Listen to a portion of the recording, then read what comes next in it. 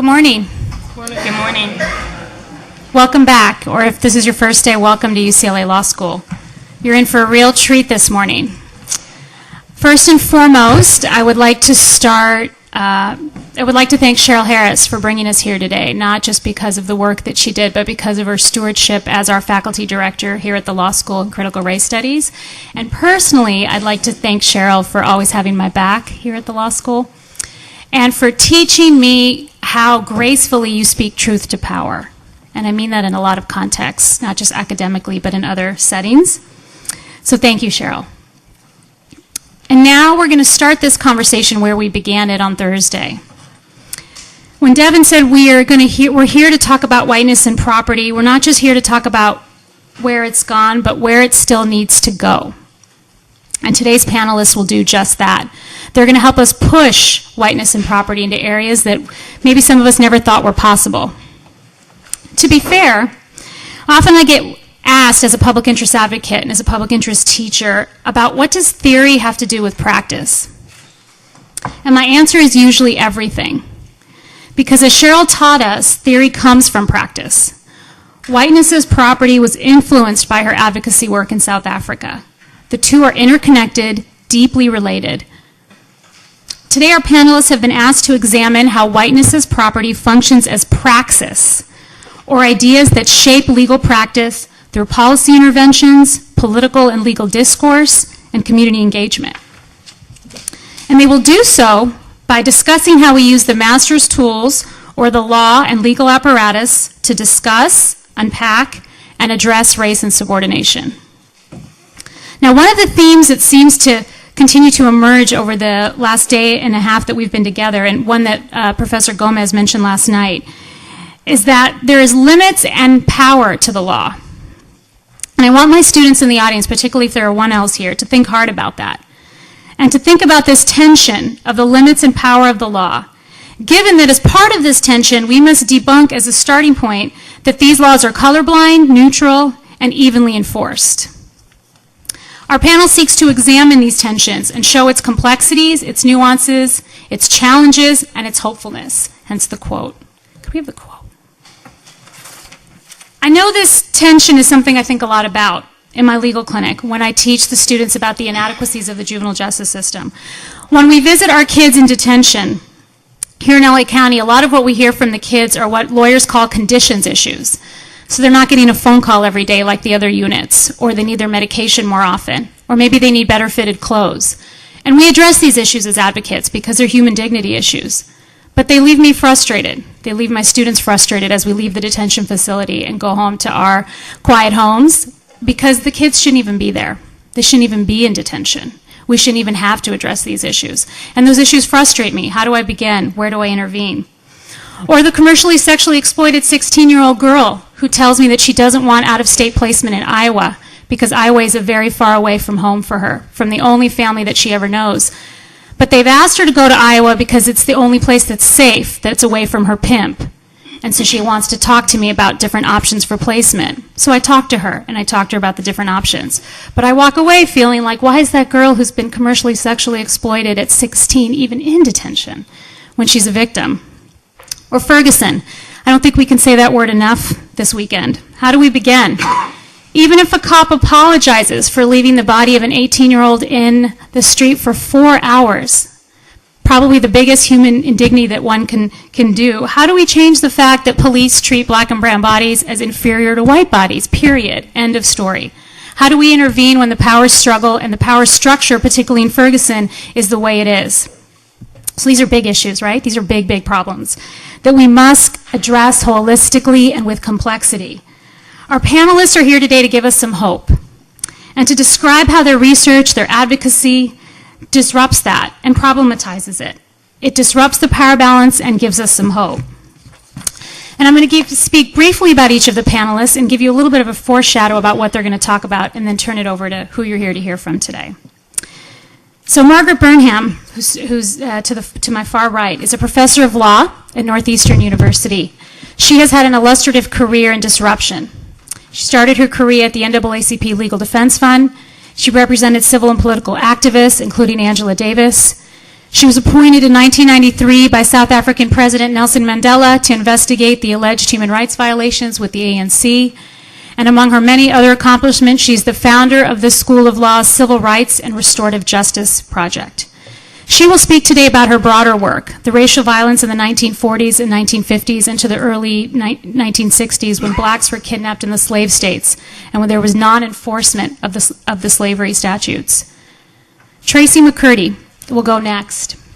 She's the co-founder and executive director of the Black Belt Justice Society, a legal and advocacy nonprofit that serves African American farm owners, landowners, and communities in the Black Belt region. She has also provided legal representation to numerous community-based organizations committed to serving African Americans, Latinos, Asian Americans, and Native American producers.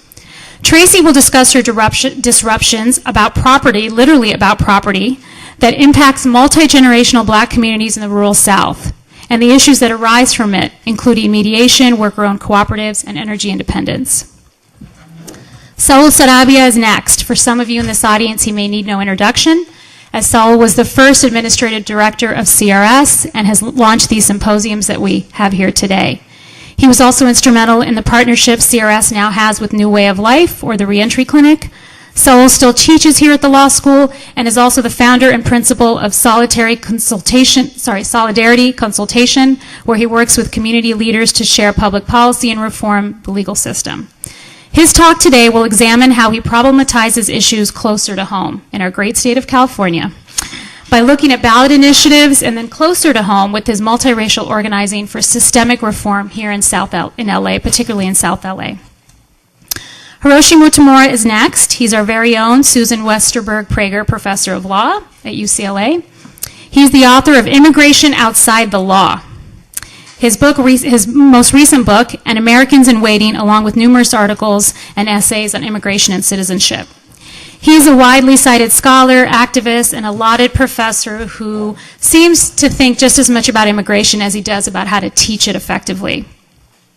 He will talk to us today about his book, again aptly titled Immigration Outside the Law, and his work on DACA issues. More recently, his work with the Obama administration to expand the scope of administrative relief for deportation.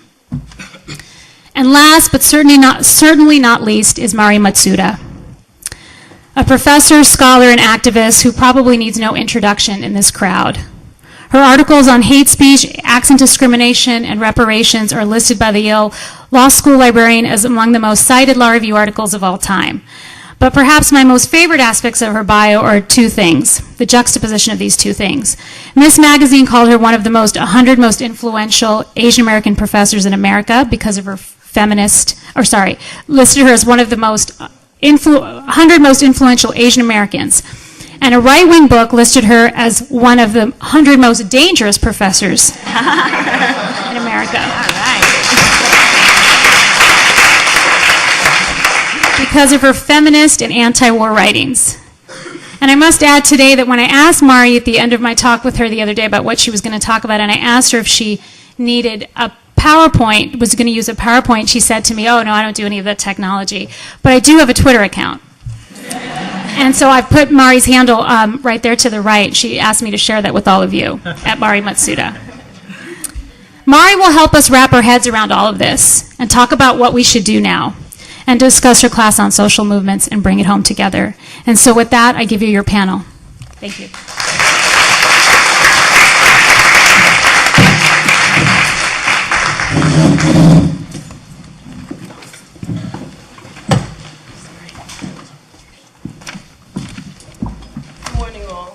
Good morning. Good morning. Thank you so much, Professor Nanda, for that very warm introduction. I work in retrospective justice at Northeastern University, where I direct a clinic called the Civil Rights and Restorative Justice Clinic. And with my students and colleagues at Northeastern and in a number of the surrounding schools, what we're doing is creating a database of racial homicides from 1930 to 1970 in the United States. We pick up with this, and by database, what I mean is we are trying to account for every single racial homicide in the country in that period of time.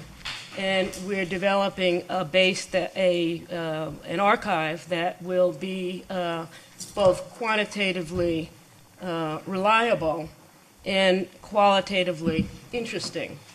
And so the numbers are important, but as well, the stories that come with each incident are also important. And that's where my law students figure into this project. Each year, they take on a group of cases, about 20 cases, and they begin to sort of work through those cases. They could be from as early as 1931, and collect all the data that can be available, and also reach out to relatives and communities and try to develop some sense of restorative justice for the communities and family members that were affected by this violence. So what I want to talk today about the relationship of my practice, and I can include my clinical work as practice, to the theories that are developed in Cheryl's piece. And here I find that the piece really led me to rethink what I was seeing in the practice. So it's in that sense that, that praxis and theory marry one another. So what I want to talk about really is the crime of kidnapping. And I start there because I had a case in about 8 years ago involving two young men who were kidnapped and killed by the Klan in 1964. I tried that case as a civil matter. The young men's names were Dee and Moore, and the state was Mississippi. And I won a judgment, I settled the case favorably for the clients. First time in the U.S. history that a case against public officials for collaboration with Klan activities has ever been successfully litigated. So I'm really proud of that. But what appeared to me in the course of that case, we had to dig deep into that county and find out what other kidnappings or similar incidents took place in that county. And what became quite clear to me was that this was not the only such kidnapping, that there were dozens in that county and in the surrounding area. And so what I want to talk about today is the way in which kidnapping actually worked from the period of slavery, really, on through the end of the Civil Rights era, and to show how whites were routinely charged with kidnapping black slaves, but immune from prosecution for the crime of kidnapping from the end of slavery until the Civil Rights era. So to put it another way, a way that occurs to me only after reading Cheryl's piece, whites possessed a legal right to do legal wrong.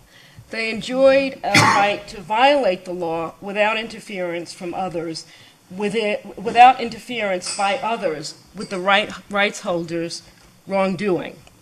And so I suggest, and I try to illustrate through this kidnapping example, how Harris's concept leads scholars who examine racialized criminal enforcement to a more complex understanding of the interplay between criminal rights, defenses, and immunities on the one hand, and race-based property rights on the other. And now I want to leave my paper because I certainly won't have time to read it. And so I asked for your indulgence if, in speaking away from the paper, I might make a mistake or two. But anyway, I concentrate in the paper on a particular area of Mississippi, southwest Mississippi. And let me use one case, one story, as an example of what I'm talking about. In the course of doing the litigation for the Dee and Moore case, we came across a gentleman who had been kidnapped in 1964 in the same county as Dee and Moore. His name was Burl Jones. And he left Mississippi in 1964, and he moved to Chicago, where he lived out the rest of his where he lived out the rest of his youth.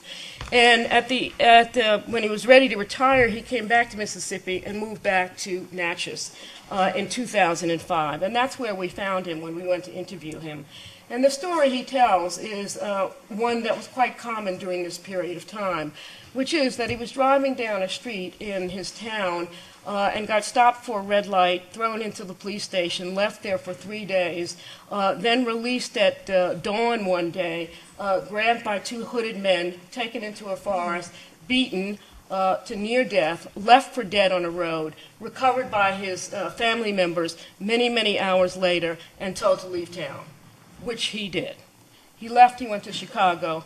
Not a word about that kidnapping appears in any of the records in the county where it happened, nor for that matter in any of the records in the entire state of Mississippi. Indeed, the only note about that kidnapping appeared in an FBI file wherein the FBI was interviewing a Klansman about incidents in Mississippi, and he told this story, incidental to other stories that he was telling, and made clear that he was not involved in the kidnapping. It's because we got that piece of that document in discovery that we were able to discover Burl Jones and to discover his kidnapping. He had been turned into an invisible person as far as that kidnapping was concerned. And so that caused me to look further at the question of the enforcement of kidnapping across the state of Mississippi and in general across the South. And what I found that was that kidnapping was never charged against a white individual who kidnapped a black man or a black person in the South in Mississippi from 1875 through the early 1950s.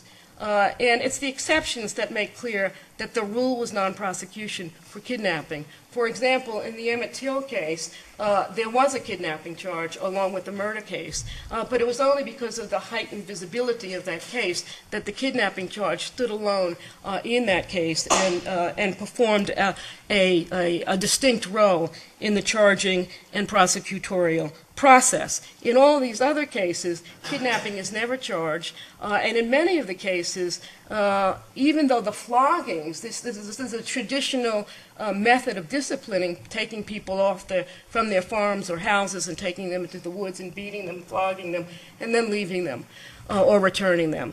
But in the course of the reports that are reviewed of these incidents, the floggings are often charged up, or they're often complained about, and there will be a record of the flogging, but not of the kidnapping. The kidnapping utterly disappears as a criminal act.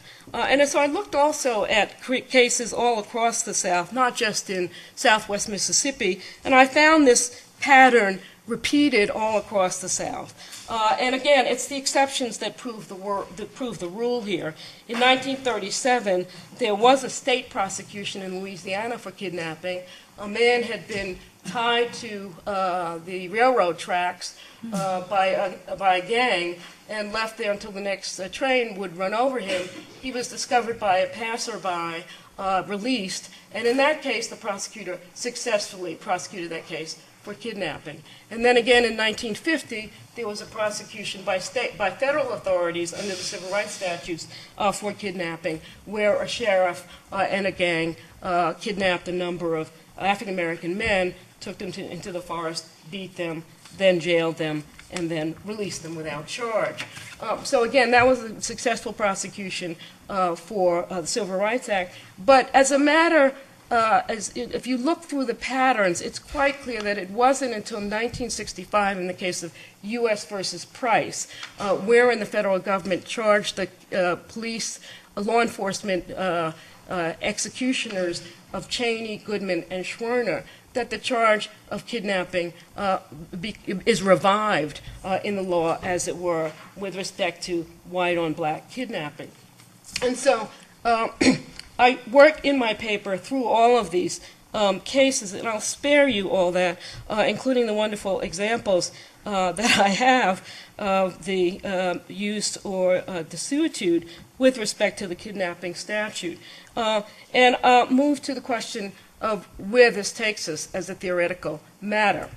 So I think there are two alternative ways of conceptualizing what's going on here. One would be to say that the law of kidnapping is incorporated into anti-black violence, that the law itself is transformed by these mob activities. So I suggest that the legal system did not merely tolerate anti-black violence, but rather incorporated it. So to be sure, the law shifted from slave law to the black codes to Jim Crow law to concede to new political realities. But as it trended and was pushed towards abstract equality, the dynamic of slavery, like a magnetic force within law, constantly reconfigured and reoriented it. It wasn't so much that law masked and obscured a regime of violent race domination, but rather that such violence became part of the regime of law. Clearly, the approach to kidnapping is an approach with roots in the slave system, wherein black men and women and children could be told and were expected to go wherever they were ordered to go, had no control over their bodies. So that's one way of looking at it, that this is a transformation of the law itself.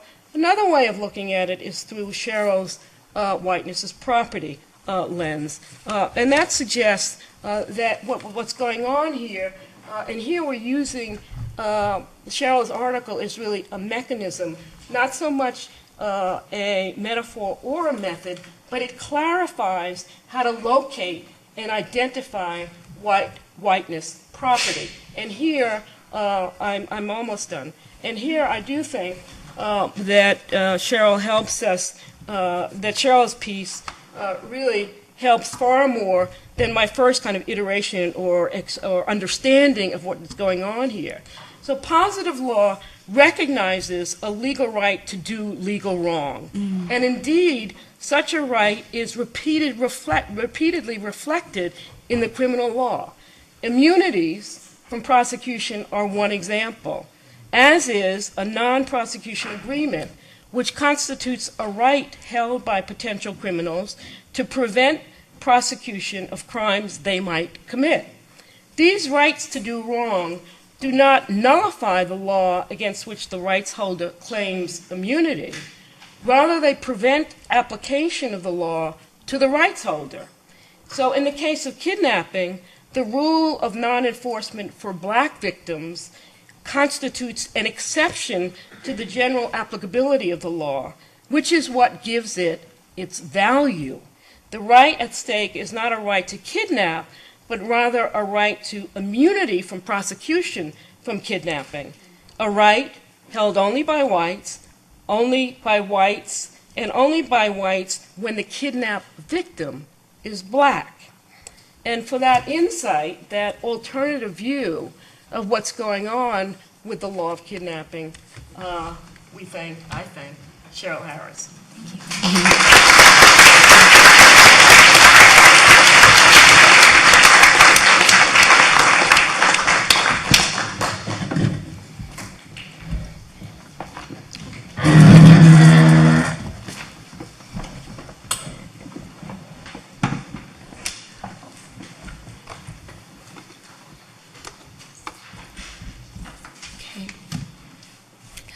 Over here. It is truly an honor to be here. Over 10 years ago, I was introduced to Professor Cheryl Harris's article, Whiteness is Property, by my critical race theory professor, John Calmore. He is amongst the ancestors now, but I remain indebted to him for illuminating my mind with such black radical thought. Thank you, Professor Harris, for being a force of light and for inspiring me to shine brighter. Recently, I reread Whiteness as Property from the vantage point of working to preserve black-owned land and land-based livelihoods in the rural South. 20 years later, Professor Harris's searing critique of how whiteness as property has been used through various legal constructs and maneuvers to advance white supremacy and hegemony remains prophetic. Tracing the Southern black agrarian experience from slavery to this historical moment, whiteness as property has been used to justify the chattel enslavement of Africans, the exclusion of newly freed Africans from owning land, and the systematic dispossession of African Americans of their land. The Black agrarian land struggle in the southern United States is ongoing. To be clear, the white supremacist ideologies that are enshrined in the Anglo-American jurisprudence have never and will never provide restorative justice to Black farmers and rural communities. Consequently, Southern Black agrarian self-reliance and solidarity economic models must be reclaimed and advanced to ensure the collective rise of the Black community. Growing up in Durham, North Carolina, I was enriched by the familiar stories of my indomitable great-great-grandmother, Miss Lizzie Webb, who was born in 1868 during the Reconstruction era. She was a sharecropper who toiled in the fields harvesting cotton and tobacco in Scotland Neck, North Carolina. Later, she became an independent farmer who owned a 30-acre farm that has remained in our family for 6 generations. I share this story because my grandmother's narrative is intimately woven into the extraordinary history of African Americans and their relationship to the land in the southern U.S. Despite the myriad of traumatic experiences associated with working on the land, African Americans are an agrarian people who have always revered the land as being essential to our economic, social, and spiritual well-being. After the passage of the 13th Amendment in 1865, over 4 million Africans were freed from American chattel enslavement with hopes of accessing land and gaining economic independence. Notable efforts at the end of the Civil War to redistribute the land to newly freed African Americans included General Sherman's Special Field Order No. 15, efforts by the Freedmen's Bureau, and the Southern Homestead Act were all promoted as viable options. Yet they were reversed and abandoned at the end of Reconstruction when the white planter class regained political control of the South. So I'm going to have to stand over here to kind of look. So I really wanted to look at whiteness as property, dispossession, and exclusion of non-whites of land, particularly looking at the Homestead Act, where you can see here that the land was taken from the indigenous nations and given to white settlers where they could get 160 acres of public land. And this act led to the distribution of 80 million acres of public land by 1900. Now compare that to 1865, January 1865, there was a meeting with General William Sherman with the freed Africans in Savannah, and it was very clear that our ancestors wanted land. And in January, he issued Special Field Order 15, setting aside a huge swath of abandoned lands in Georgia, South Carolina, and Florida. However, by June 1865, President Andrew Johnson reverses the policy and orders that the land be returned to the original plantation owners. And then I just wanted to note the Freedmen's Bureau, that the Freedmen's Bureau never controlled more than 0.2% of the land in the South. And moreover, President Johnson's amnesty proclamation forced restoration of much of that land. Congress shut down the Bureau in 1872. Okay. In spite of perennial neglect and hostility from the federal government and the southern states, by 1910, African Americans had acquired over 15 million acres of farmland, and approximately 218,000 African American farmers cultivated the land. However, over the last century, the impressive economic gains achieved during a span of 50 years have been substantially eroded. According to recent U.S. Census data, African Americans own approximately 2 million acres of farmland and comprise less than 1% of all U.S. farmers. Paradoxically, in the quarter century after 1950, over 500,000 African American farmers went bankrupt. In the 1960s alone, despite the enactment of civil rights and equal opportunity legislation, the African American farm count in 10 southern states, minus Florida, Texas, and Kentucky, fell from 132,000 to 16,000, an 88% decline. The vast majority of this remarkable loss in wealth and land has occurred in the Black Belt South. The alarming rate of African American land loss in the region has resulted from a confluence of factors, including but not limited to institutional discrimination, structural dispossession processes and systems, for example, foreclosures, partition sales, adverse possession, and tax sales, and a lack of access to legal services. For the purposes of this presentation, I will focus on Whiteness' property with respect to institutional discrimination, as well as structural dispossession processes and systems, such as tax sales and partition sales.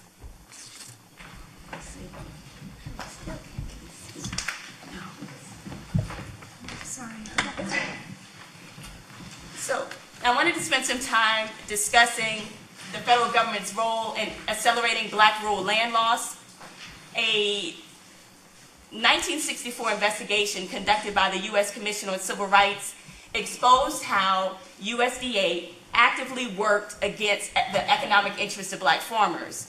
The USDA's loan agencies, such as the Farmers Home Administration, denied black farmers ownership and operating loans, disaster relief, and other aid. One practice was to deny credit to any black farmer who assisted civil rights activists, joined the NAACP, or registered to vote, or simply signed a petition. I wanted to go to another U.S. Commission on Civil Rights report that came out in 1982 that stated that the USDA was a catalyst in the decline of the black farmer. That year, blacks received only 1% of all farm ownership loans, only 2.5% of all farm operating loans, and only 1% of all soil and water conservation loans. That year, the Reagan administration just closed down the USDA Civil Rights Office, the very arm that investigated discrimination complaints. And thus, thousands of complaints were just thrown in the trash and never addressed. The pervasive discrimination within USDA and the historic Pickford class action lawsuit, we know this story. I just wanted to note that the accumulation of such pervasive discrimination laid the foundation for the filing of the historic Pickford v. Glickman class action lawsuit filed by black farmers against the USDA in 1997. But what's most notable about the Pickford lawsuit and settlement agreement, when Judge Freeman handed down the Pickford decision in 1999, he observed that there were only 18,000 black farmers left. According to a 2010 report from the Pickford Monitor's Office, only a little over 15,000 Track A claimants were successful. That's a little over 69%. And just a Pickford 2 update, on May 11th, 2012, signified the conclusion of the 180-day claims period for in-rate black farmers discrimination litigation settlement, commonly referred to as Pickford 2. Over 60% of more than 33,000 completed claims packages were denied, over 60%. As per the settlement agreement, there was no implementation of an appeals process, extension of the 180-day claims period, or expansion of the Pickford 2 class to include all groups of late claimants. I wanted to briefly talk about how tax sales how the tax system is used to dispossess black landowners of their land. Since 2010, the Geechee Gullah community on Hog Hammock, Sapelo Island, Georgia, have faced exorbitant tax assessments, some increasing 300 to 600%. As reported in a 2013 article in the Darien News, a resident's tax assessment was as follows. In 2008, it was $10,000. By 2010, it jumped to $108,000. By 2012, $341,000. The center, in partnership with McIntosh Seed, is working to develop a grassroots advocacy campaign to advance local legislation that creates a preferential tax assessment status for Geechee Gullah residents. Okay.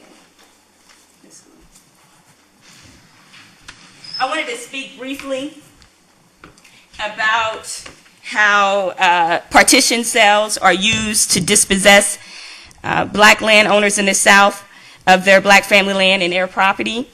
Due to cultural traditions and lack of access to affordable legal services, a large segment of black landowners expire without proper estate planning, resulting in an unstable and fractionated form of tenancy in common ownership, commonly known as heir property. For example, heir property owners cannot obtain a mortgage or access to a range of USDA programs, specifically credit, rural development, and conservation programs. A partition action is often initiated by one or more of the co-owners, resulting in dispossession of the family land, as well as any economic or cultural wealth associated with the land. Okay, let's say this just briefly. The center was largely influenced by the visionary work of the Emergency Land Fund and the New Communities Community Land Trust.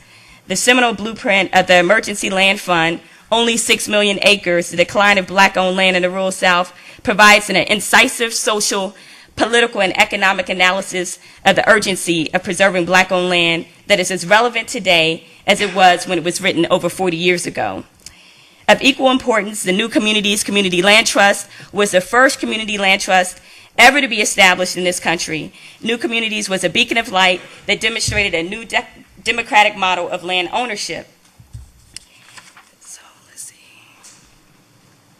The work of the center is committed to addressing the root causes and challenging the structural mechanisms that continue to dispossess African American farmers and landowners of their cultural and wealth-creating asset, the land. With this aim, the center provides a range of legal services to African American farmers, landowners, and cooperatives. For example, tax assessment appeals, estate planning, community land trust, heir property mediation, foreclosure prevention, and worker-owned cooperative development. I can go into detail about some of the specific projects that the center is working on during the Q&A. I just wanted to stress that the Black Belt region has a rich history of Black agrarian resistance, collectivism, and ingenuity. Our Southern Black agrarian ancestors and elders provided us with a community ethos and blueprint for self-determination, sustainability, and wholeness rooted in the land. The center is committed to the work of implementing the visions and building upon the foundations. As ancestor Ella Jo Baker reminded us, the struggle is eternal, the tribe increases, and somebody else carries on. Thank you.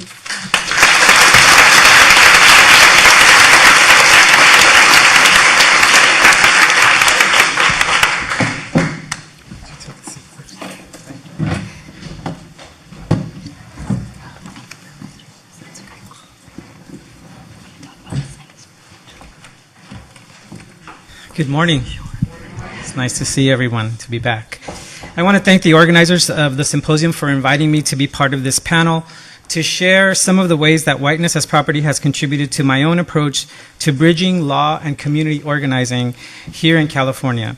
Specifically, I hope to draw on the insights gained from issue-based organizing across the state related to dismantling mass incarceration and place-based organizing in the communities of South Los Angeles. I would like to do this along two dimensions and to emphasize that in doing so, I am expressing perspectives that are my own and not necessarily ones that the actors identified here would tell about themselves or the dynamics that I discussed today. The first is to describe a concrete study of community organizing by formerly incarcerated people working to ban the box about criminal record histories from applications for jobs, housing, and other domains. The second is to situate this organizing within the broader ecology of social movements in California, which are faced with the unique challenge of pushing for transformational social change in a state that is racially liberal, but where commitments to white over colored supremacy operate at the political level. To do this, I'm going to draw on the work of Daniel Martinez-Hosang, who I'd like to acknowledge for introducing me to this concept of blue state racism and racialized liberalism that I hope to get to by the end of the talk. One way to think about this in a way that would tie both of my objectives is to ask yourselves, how does California simultaneously become the site both in its own self-consciousness politically of being the leftist coast, the bluest state, and also the site of the largest project of racialized mass incarceration in contemporary times.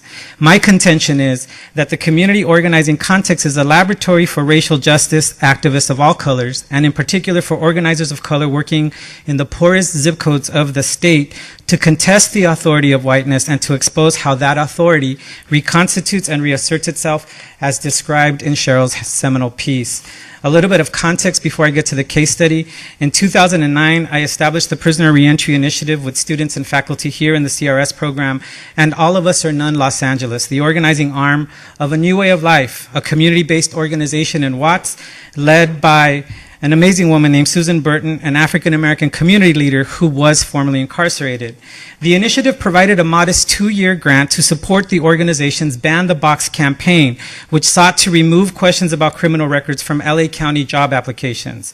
Today, UCLA law students still support the work of this organization as volunteers in a reentry legal clinic we established to go beyond the 2-year grant.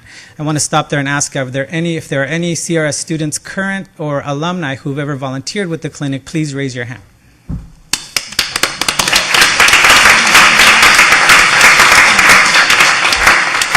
I want to thank you for your work and hope that we deepen your understanding of what we were trying to accomplish with it. So in that 2-year grant, we lost the policy battle within the first 2 months of our 24-month project, when the liberal Democratic majority on the LA County Board of Supervisors failed to ban the box. However, on July 1st of this year, fully 5 years from the start date of the Prisoner Reentry Initiative, AB 218 went into effect in California, requiring that public agencies in the state, including LA County, remove the question about criminal records from initial job applications. All of Us or None was one of many organizations in Sacramento pushing for this law. With that historical context in mind, I want to share what has happened since the passage of a statewide Ban the Box law in California and explore how the organizing campaigns aimed at the city of Los Angeles reveal some of the contours of whiteness as property. When the state legislature approved the statewide Ban the Box law, All of Us or None immediately went to work on a community organizing strategy to push local municipalities to go beyond the requirements of the state law. All of Us or None's Bay Area chapter soon had a victory when local decision makers there banned the box from some housing applications and some private employment contexts. In Los Angeles, people with records, their family members, and others animated by the passage of the state law met in small groups in the classic community organizing fashion to brainstorm over several months. The community members wanted enforcement mechanisms, a ban the box with teeth, they called it, and they asked really important questions like, what are the consequences if somebody doesn't comply with this law? Can we sue them? Can people with records be part of a commission that reviews complaints from applicants who feel that their conviction history was used against them? Why can't the ban apply to all jobs in the city instead of just jobs with City Hall? Finally, they asked, why do we do background checks at all? Is there a way to shift the burden to the employer to establish that this particular job requires a background check? As these substantive policy prescriptions were being developed by community members, the legislative process was moving ahead in ways that revealed the authority of whiteness. I want to highlight 3 examples from many in which a white over colored valorization was reinstantiated. First, the LA Mayor's Office had moved forward on shaping an ordinance to study the city's options without the participation of All of Us or None. The Mayor's Office was in conversations with allies of All of Us or None who helped pass the state legislation. This omission came despite the fact that previous to becoming mayor, Eric Garcetti had supported a Ban the Box proposal introduced through a city council committee that he sat on, and that All of Us or None had made public appearances at mayoral debates asking the then candidate to articulate his support for Ban the Box, which he did. Indeed, in one of these public debates, he said he would ensure his administration would hire people with records and open an office on reentry affairs. The exclusion of a black-led, South LA-based organization of formerly incarcerated people, while negotiations with their statewide partners were in motion, helped to animate the base of All of Us or None, which soon forced a place for itself at the table. Once they did, All of Us or None was asked by the mayor's office to pull together a coalition of organizations to support the resolution. If their initial exclusion had been a possible sign of whose voice mattered on the issue in City Hall, the insistence from the mayor's office about who must be included in the coalition spoke volumes. The list did not go beyond one name, despite the fact that there are many organizations in Los Angeles doing important work in criminal justice reform. It was an organization started by this man, Scott Butnick, a progressive ally of ours who also happens to be the millionaire producer of Hangover films. I haven't seen them. I understand they make people laugh. But this is our ally who, again, in this presentation, this is not about individual bad actors at all. These are about dynamics that I think the community organizing context exposes, and you can switch out the paradigmatic figures with really other individuals. This is a familiar puzzle, in fact, in California regarding how very wealthy white allies and low-income communities of color work together in shaping public policy.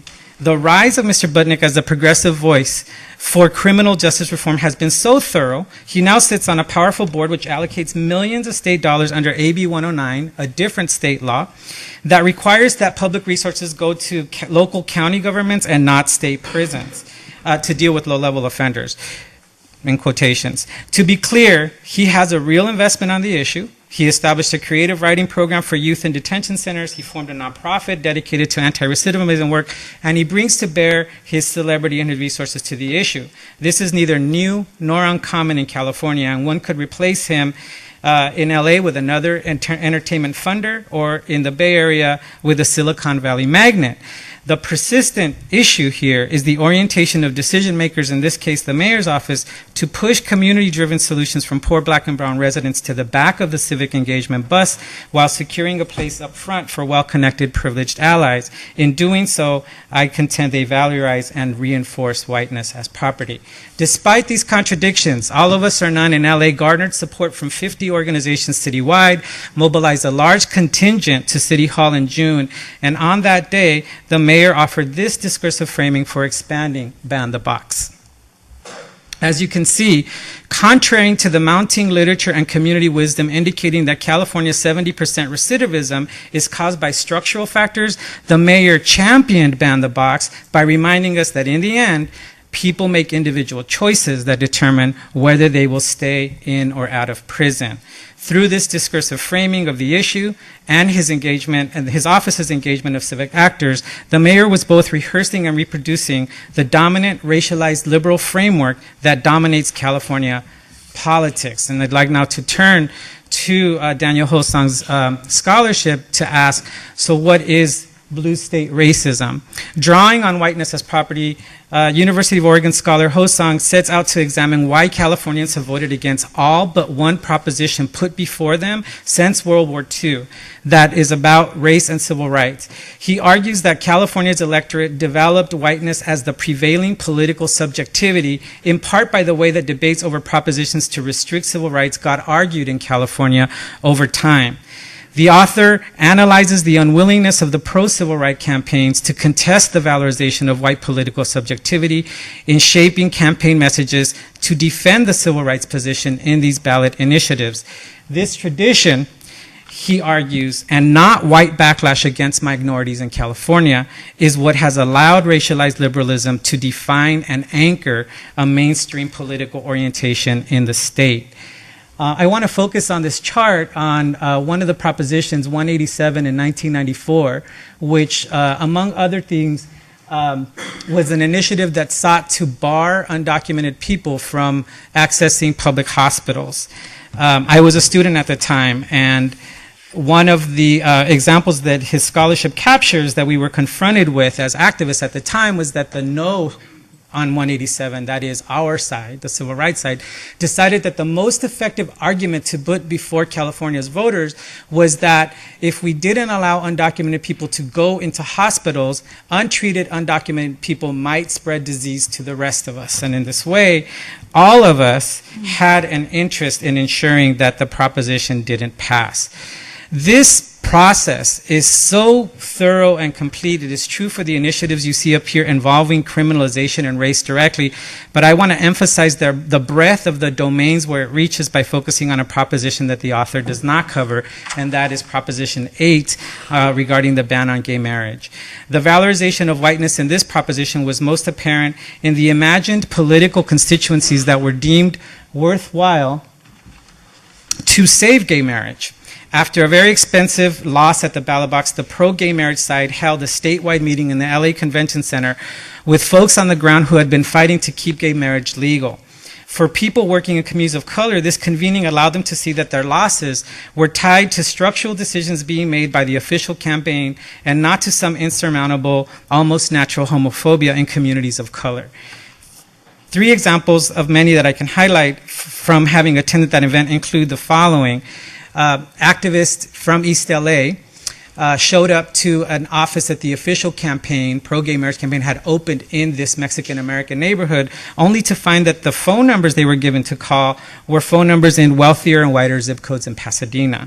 If you can just pause for a second and imagine the irony of being a brown person in a brown neighborhood and asking, why aren't we calling brown voters in this area, you can appreciate the reach of political whiteness and racialized liberalism.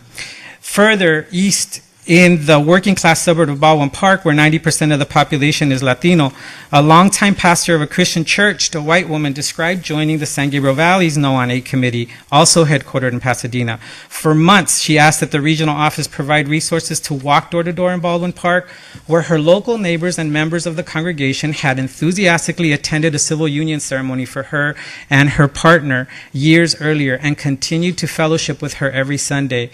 Her testimony at the convention center was that the liberal troops in Pasadena, gay and straight, black and white and non-white, ultimately confessed that they were concerned about their safety walking door to door in a community like Baldwin Park. Talking them out of these fears was fruitless because the official campaign concluded that Baldwin Park, like the many Mexican-American suburbs east of East LA, were likely to vote against gay marriage anyway, and it would not be allocating resources in this area. Finally, one of the participants in the post-election reflection shared this story from Sacramento. This gentleman was an older white gay activist who lived in a working class African American neighborhood in the central city for more than 10 years. Once it became apparent to him that these communities of color had been written off by the No on 8 campaign, he decided to target his own precinct. He was an older man with more than a few extra pounds on him, but armed with his own experience and his pairs of shoes, he knocked on every door he could during that fall campaign in his own precinct. That precinct was the only one in the surrounding area which voted for gay marriage on election day. It is because of this context, and not in spite of it, that community organizers and racial justice advocates in California are engaged in dynamic campaigns that I believe hold an important value to challenging the authority of whiteness. The organizing context provides a space to create new political vocabulary, to name these dynamics, and to challenge them. It creates the opportunity to actualize the promise of using race as coalition for those who are outside and inside the boundaries of privilege, and it draws them into the process of building a constructive alternative. Thank you, and I look forward to your thoughts.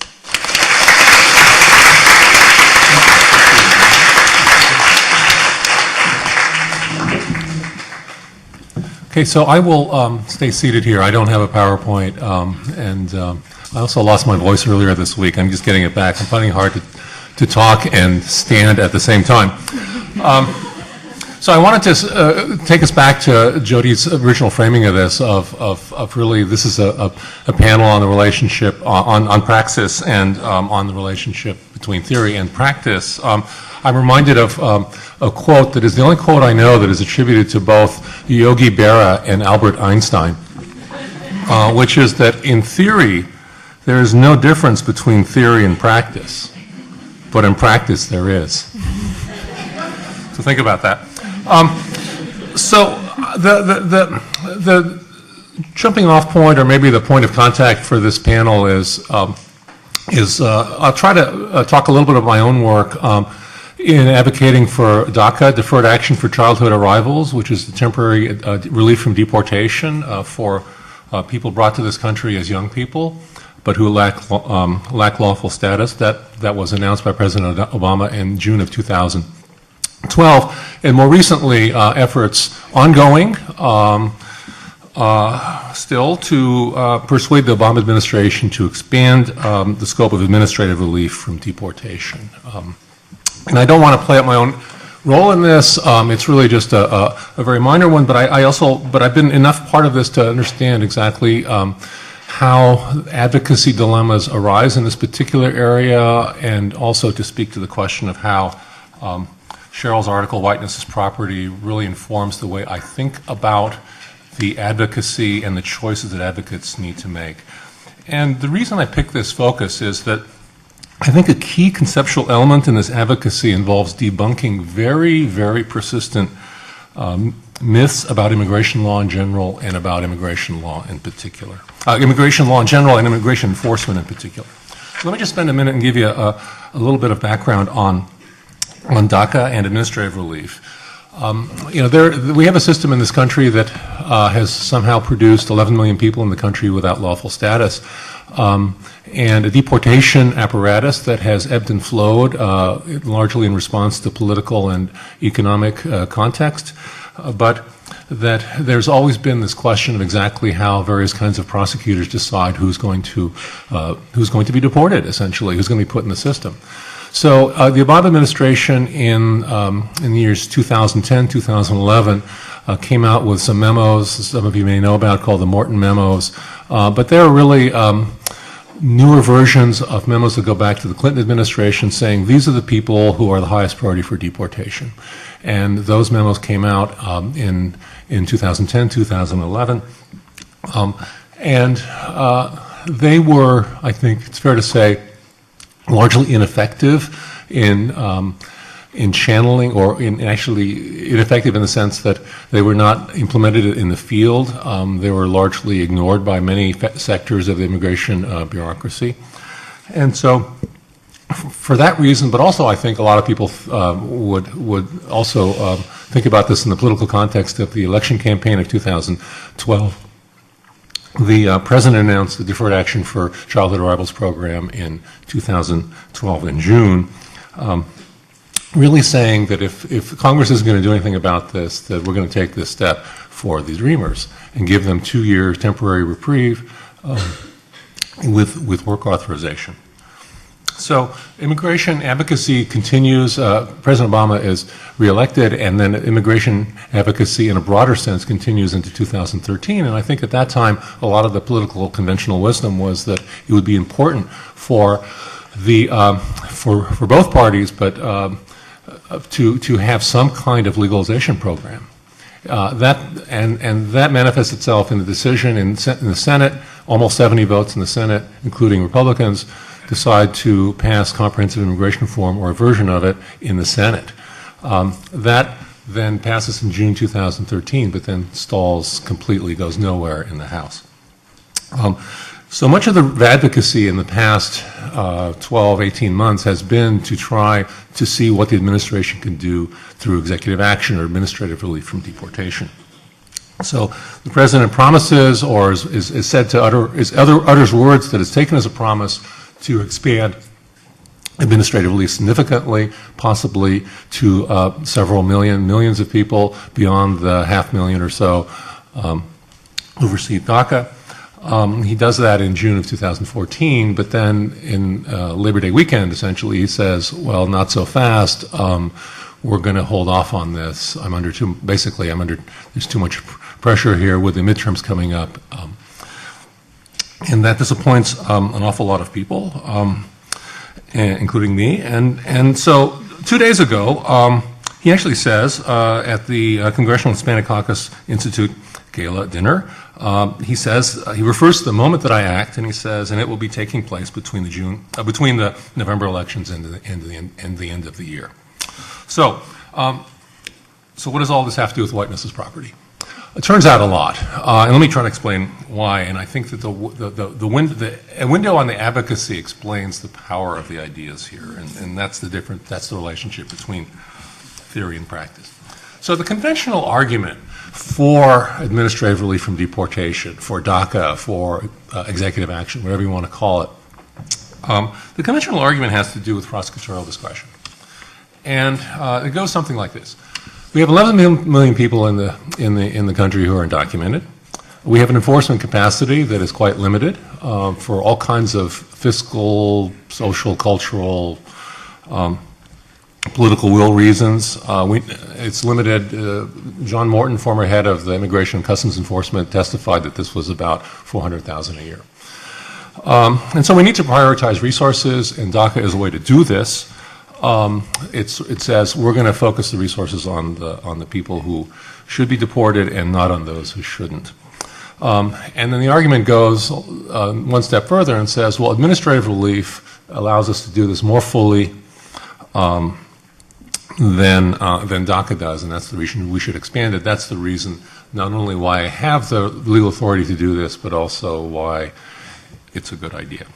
Now, this is an argument you've probably seen in the papers. I have made this argument in a number of different fora, in writing and in public speaking, and so. But I'll confess to you that this is a very limited argument. It's an argument that I think plays well to a lot of mainstream press and the public, but it's a very limited argument. It's very limited conceptually, I have to admit. I think it's a fundamentally defensive argument. I think it could be read to argue for full use of the 400,000 deportation capacity. And I think it works better to argue he can do it, that he can stop deportations. It works better to argue that he can stop deportations than to argue that he should stop deportations. And I think it doesn't articulate the deeper reasons why we need DACA, why we need administrative relief. And yet, in making this argument, this deeper argument, which I'll try to explain in a minute, I think it runs up against some of the conventional wisdoms about immigration law. And I think it's very challenging, let's say, from an advocacy point of view. But it's a challenge that I think that it's important for advocates to understand conceptually so that we can decide what messages need to be made at certain times to certain audiences. And I know that I have made different arguments to different audiences at different times, not because those arguments are contradictory against each other, but because I think that different people are receptive to different messages that are fundamentally, actually deeply consistent with each other. Okay, the deeper basis for this argument against DACA is that fundamentally it's required to offset discrimination and subordination in immigration enforcement. It's an anti-discrimination, anti-subordination move, and the reason I think of it this way is not just the long history of discrimination in immigration law, and not just the long history of discrimination in immigration enforcement, but also more recent developments in immigration enforcement. And I'll just name a few. First of all, at the state, what's happened in immigration enforcement, especially over the last 5 or 10 years, has been the delegation of federal power to enforce immigration law to state and local communities through programs first like 287G, and then much more recently and much more pervasively, and therefore much more troublingly, through secure communities. So state and local police get this power by express delegation from the federal government. The other thing is that even if you look at the federal government, you see that the field officer reactions to the Obama administration's efforts from Washington, D.C. to try to get a handle on immigration enforcement, the field officer reactions were essentially to say, there was a range of things ranging from what guidance from Washington, I never heard of it, to the ICE officers' agents refusing initially to allow agents to participate in training to understand what these memos were, and then finally filing a lawsuit arguing that DACA was unlawful. And that lawsuit is still pending, and briefs were filed in the Fifth Circuit this week. So the argument that you have DACA as and the expansion of administrative relief as a necessary measure to combat the discrimination in immigration law really requires you to look at immigration law in a certain way, and it really requires you to unpack the myth of colorblindness in immigration law as we know it. And in that regard, I'm very much influenced by the parallel between Cheryl's discussion of Brown 1 and Whiteness' property and the description of the conventional description of the 1965 Immigration Act amendments. I mean, Cheryl describes Brown 1 as sort of a reset, but one which did not recognize the fact that neutral laws would end subordination and discrimination going forward. In 1965,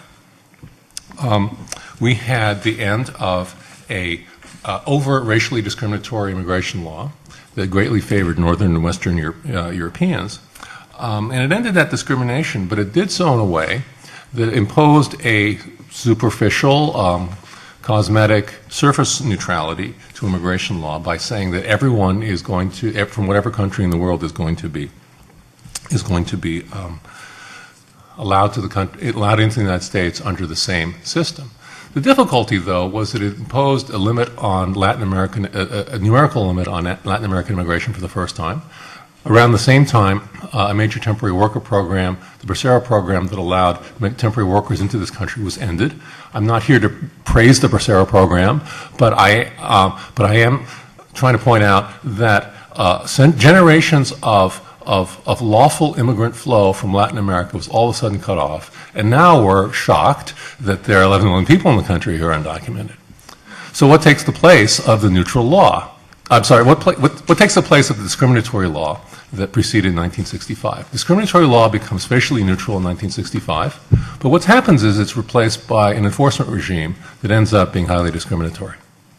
And the discrimination is made worse by the delegation to the field in the federal government arena and to states and localities in more recently through secure communities. So I don't think DACA is just a system to allocate enforcement authorities according to certain priorities.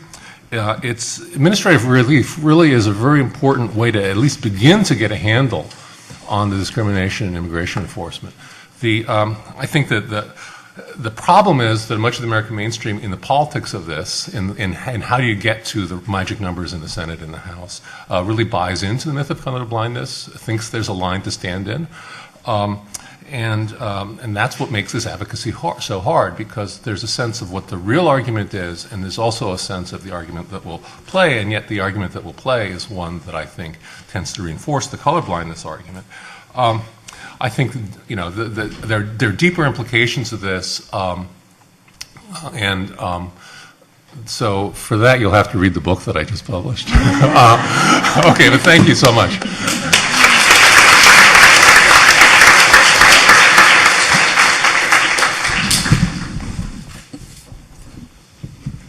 I will read that book. So what do we have so far? I'm looking at my notes. Legalized kidnapping, legalized land grabbing, keeping the formerly incarcerated out of work, and 11 million of our neighbors in danger of being legally kidnapped tomorrow and separated from their families. Are you mad yet? In 1993, Cheryl Harris explained how, in her words, this existing state of affairs is considered neutral. She showed us that a world in which black communities experience poverty, violence, exclusion at disproportionate rates is promoted by our legal system, even as the system defines itself as indifferent to race, claiming not to have favorites.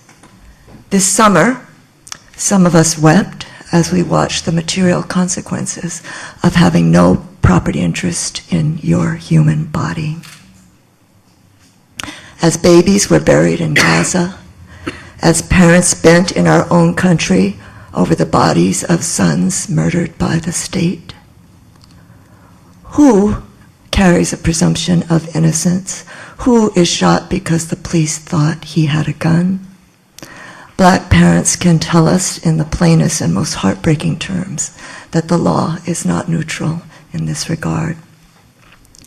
Professor Harris's important contribution to this street-level knowledge was showing how historically and doctrinally the law manages to simultaneously entrench white privilege, deny that it exists, and deny the role of law in making an unequal world.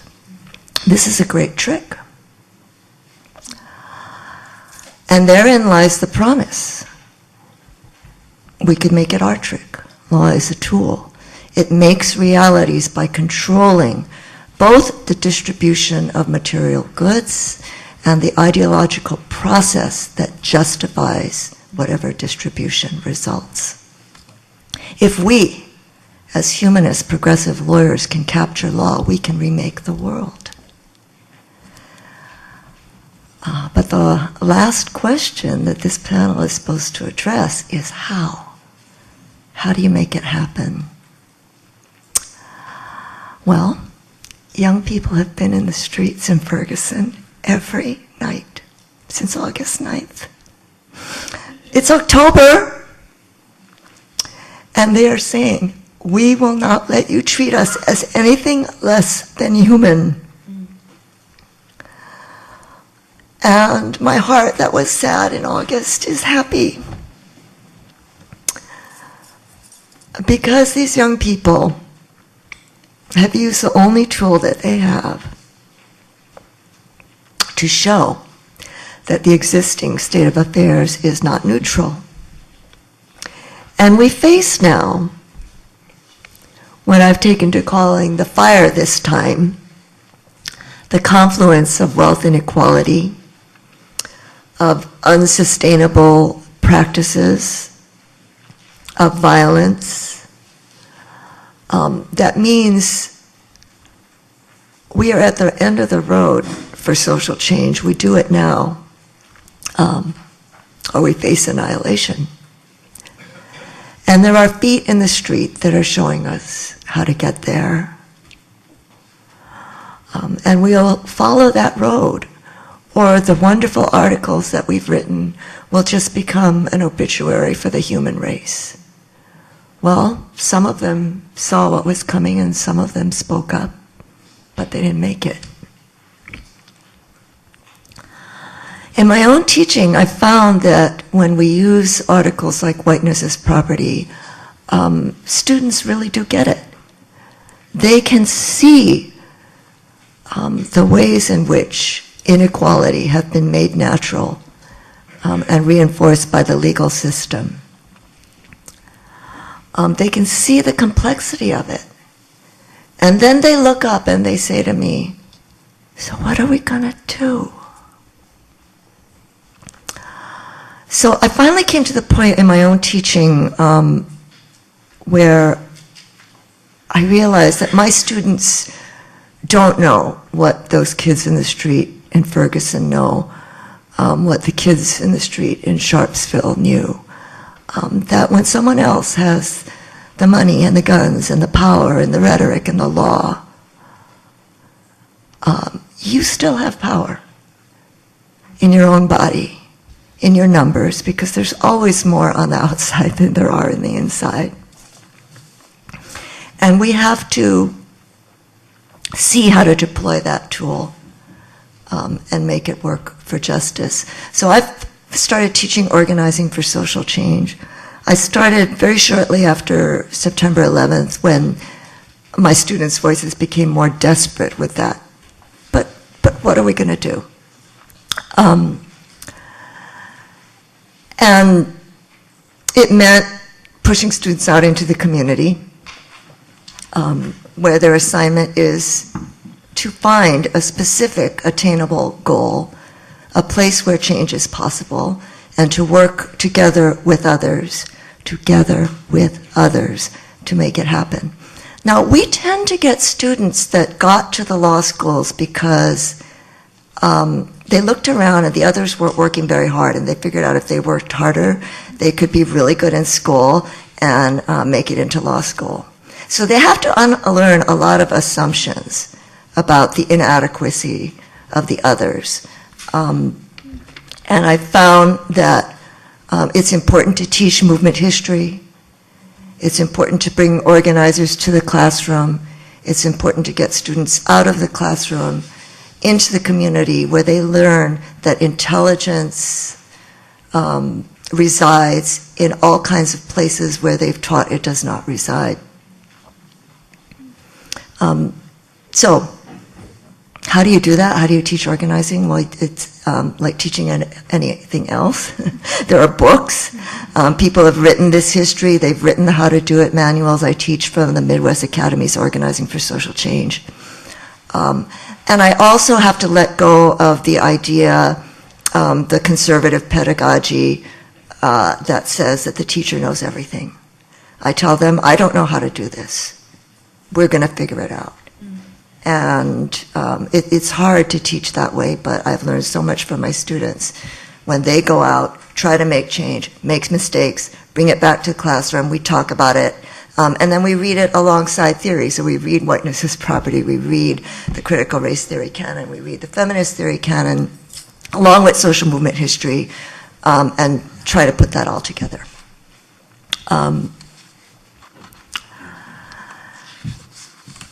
I think we're at a moment. What happened to Michael Brown, what happened to families in Gaza, what's happening to children dying on hospital floors from untreated Ebola. It's all part of a very broken system that accepts dehumanization. I was struck by Judge Burnham's words about slavery as a magnetic force in our history.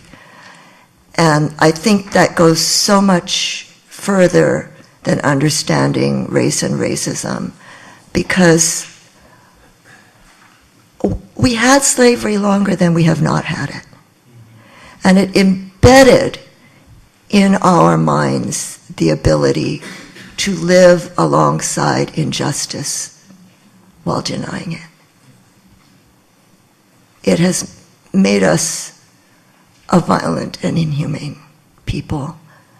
And we have to unlearn that, or we won't be able to save our own lives.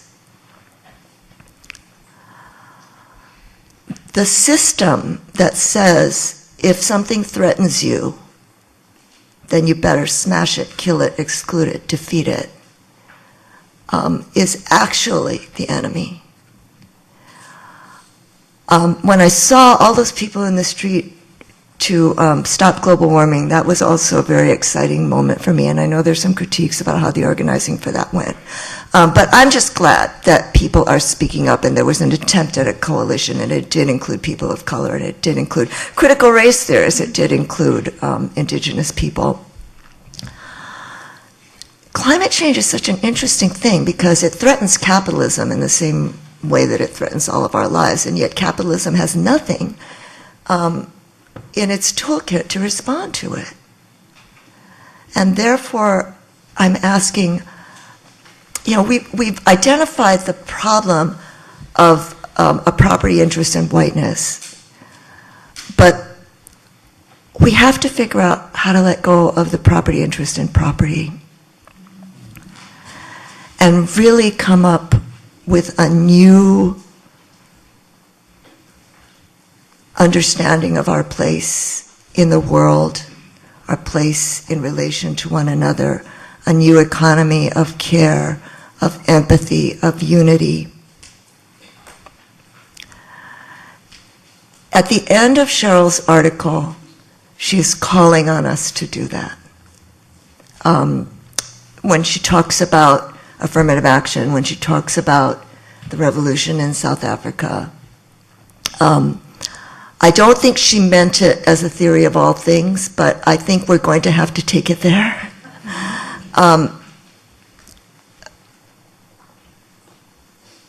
Because liberal individualism is killing us. The limits of that rhetoric and the idea that the best we can do is try and imbue everybody with rights and property, that's not going to get us halfway to where we need to be to save our own lives.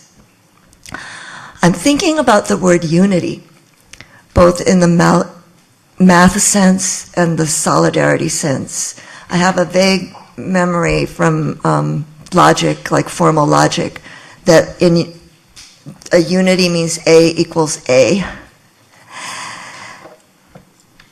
And I would like us to see and to change our teaching and our theoretical work to bring us to this place, that we really are all tied to the same fate. We are all one.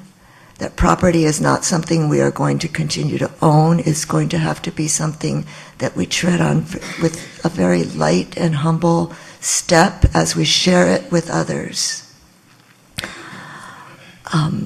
And if we can't do that, it's over.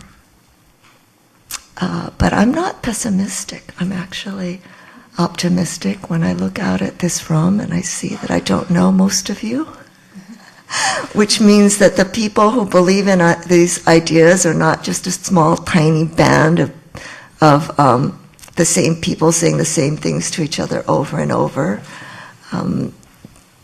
It's actually a growing band of outsiders that are going to say that property as a legal concept has to go from the individual to the collective, and then we'll all be safe and we'll all have a chance to thrive and leave a good planet for our grandchildren. Thank you.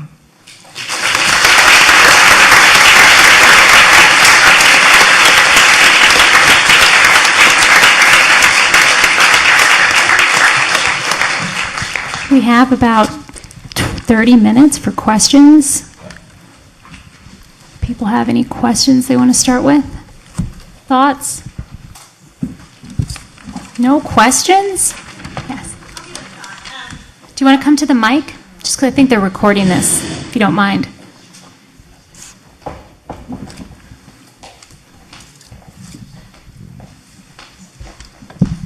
While everybody else is thinking of what their question will be, I'll go ahead and start off. But Saul, I wanted to direct my comment really to you. I want to thank you for raising this issue, particularly within the California criminal justice reform context.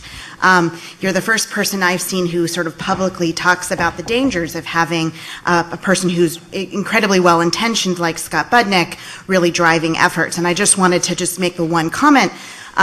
You know, in California, we have a problem of over-criminalization and mass incarceration, and Scott Budnick is currently leading an effort to create a new prison, a better prison, a good prison that will help young people in the age of 18 to 24 that will rehabilitate them. And so I just would like to hear your thoughts on sort of if you've heard anything about that platform, because one of the challenges is, as a person who has the benefit of being in meetings with people who represent his interests, is that he has sort of this way of basically having proposals that don't need to be discussed within policy communities. It's sort of assumed that whatever he wants goes. And so I'm just curious about whether you've heard anything about that, and you know, what are the efforts around thinking, reclaiming that space? Thanks for your question. I have not heard about that particular initiative or idea, but I want to share a story with you. In 2011, the folks involved in All of Us or None asked me to facilitate the first gathering of a formation they called the Formerly Incarcerated and Convicted People's Movement. This was a collection of amazing, about 20 to 25 people who had all survived living in commercial-sized cages, which is what our incarceration system is, and had been working in different cities in the United States on similar initiatives like what I described, but they had never met in person. There were a bunch of Susan Burton-type people, and it was such a privilege to be there for the first discussion where what they were trying to do was come together and endorse a platform a year before the 2012 election. And if you read this platform, it's available online, it's kind of what Mari was alluding to. It's all in there: immigration, detention, just seeing the we and outside of even their own experience. But the negotiations, after a long 7-hour facilitation, almost broke down on this point, which is, are the policy prescriptions that we're putting into this platform simply making the current system better? Or are we about prison abolition? And it was one of the most meaningful exchanges that I have ever been able to witness of people who had been incarcerated. There was a Black Panther in his 70s who had been in prison in New York. And what was telling to me was that everybody in the room had an understanding of the larger point that you're making in expressing your concern around this position that we're put into around reform versus transformational visioning about what could be different. And it was in that exchange where the folks in that room came to an understanding about what was at stake for them to speak out loud that there needed to be an alternative consciousness and an alternative set of things that we were working towards, even as we were having to engage in these policy battles. And I think that that's the reminder for me, ultimately, in my own definition. One of the things I struggle with is, should I define community organizing? But there's so many definitions of what that is out there. We have a person in the White House now who was a community organizer at one point in his life.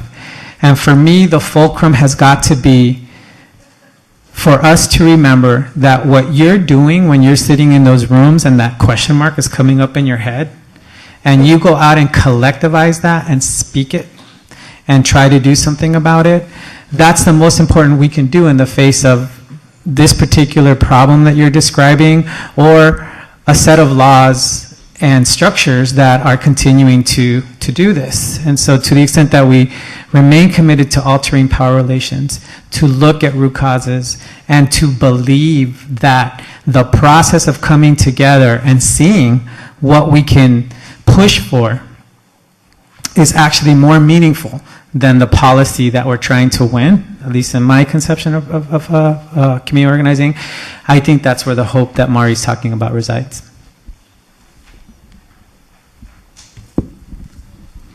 Victor, please come to the mic. Thanks. Hi, Victor Nato from the UCLA Labor Center. This has been an awesome, profound experience for me. So I've been doing this work of social justice for over 30 years now, and I really struggle with the issue of the dynamic with resources and how community organizing is defined and sometimes imposed on us by entities like foundations. You know, I sometimes in my work I find myself spending too much time writing a report on a grant deliverable that was leadership development organizing was defined for me, versus really engaging in my lifestyle choice to do social justice work. And I want to see if folks can talk about that issue.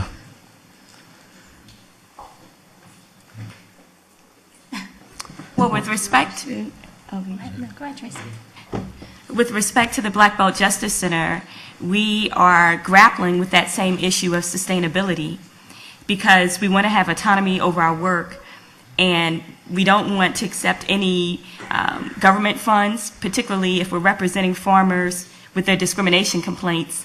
It's somewhat a conflict of interest than to also receive money from the federal government to do some type of programmatic initiative that isn't necessarily in alignment with our mission. And so what we are instituting, it's experimental, it's a sliding fee scale. So we do pro bono, we do low bono, we do barter. So I've been paid with fruits and veggies for legal work. And we're envisioning how we can do the work and be supported by the community. One of the inspirational organizations that I spoke briefly about was the Emergency Land Fund. And their work, it really became very, it was crystallized for me in working with a farmer in Donaldsonville, Georgia, And we received a referral from the farmer, and what happened, he's been farming on the land, his family land, since the 1980s, and a neighboring farmer stated that a white farmer wanted to purchase the land, and he refused. The family didn't want to sell it. Within 4 months, the deputy sheriff comes and knocks on the farmer's door and says, "Your cow got loose. We're going to cite you for trespass of livestock."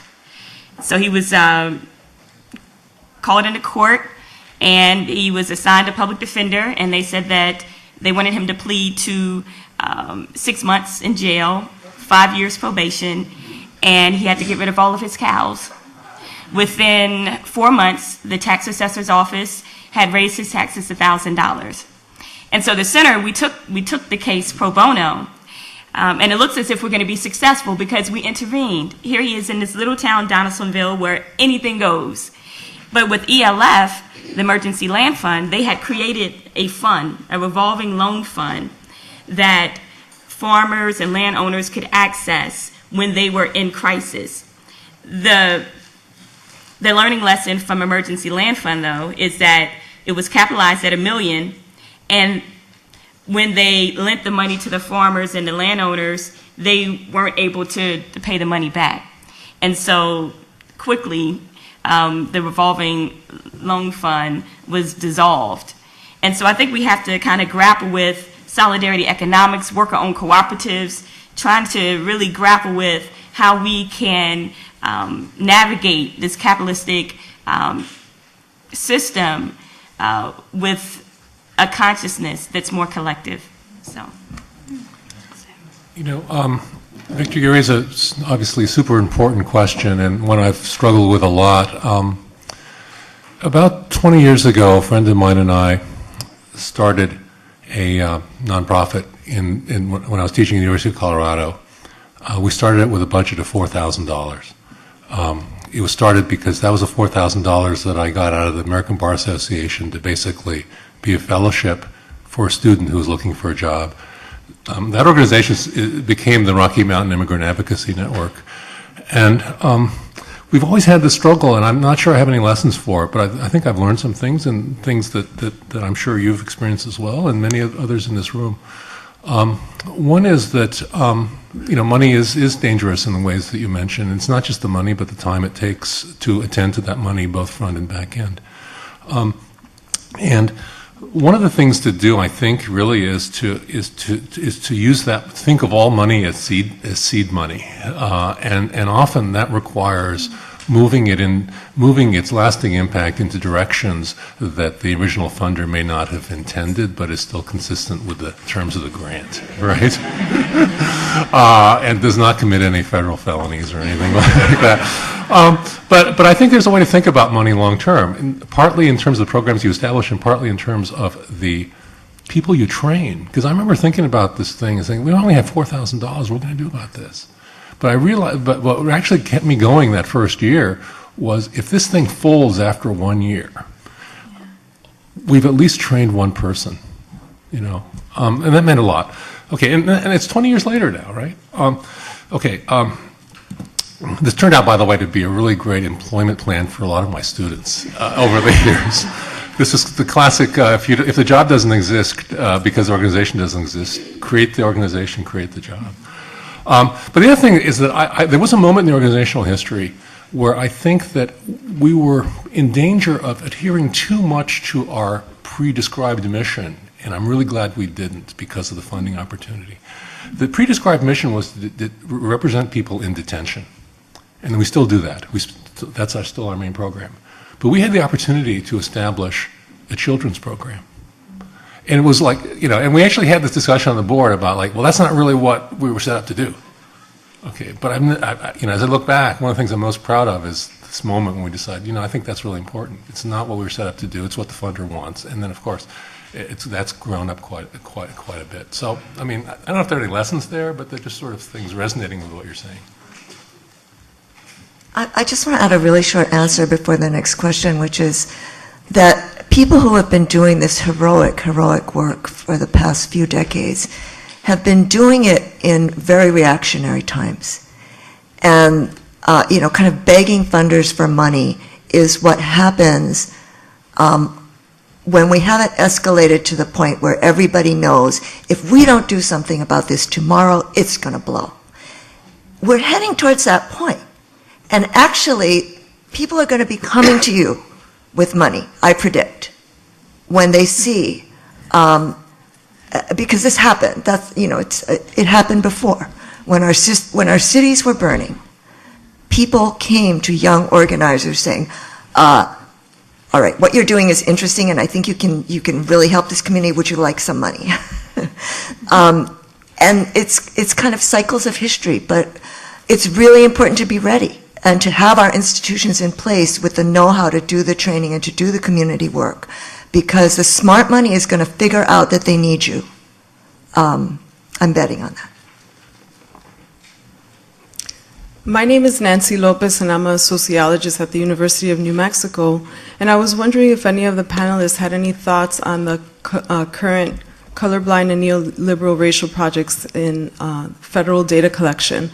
So I noticed that here in California there was a ban on the collection of race data. Was there a similar ban on class data collection or on gender data collection? And here I'm thinking about the power of intersectionality for advancing social justice, and specifically there's a controversy right now in the census in terms of how Hispanic origin will be collected. There's a proposal to combine national origin and race, what I call street level race gender, and how that basically effectively erases race among Latinos by not allowing us to monitor how civil rights outcomes like housing discrimination, fair housing, and employment discrimination and voting rights might differ based on your street race gender.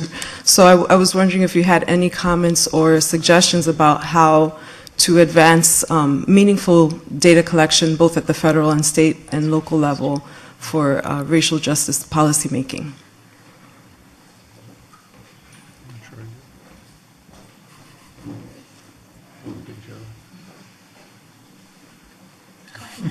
Now, maybe someone from the audience has a response. Yeah, I was just at a concurrent session where some of these questions around data collection and race got taken up on the criminal justice system and whiteness. So there are people here in the building. I don't know if they want to speak up now. I don't want to put them on the spot, but they were talking about some interesting things, at least in that context.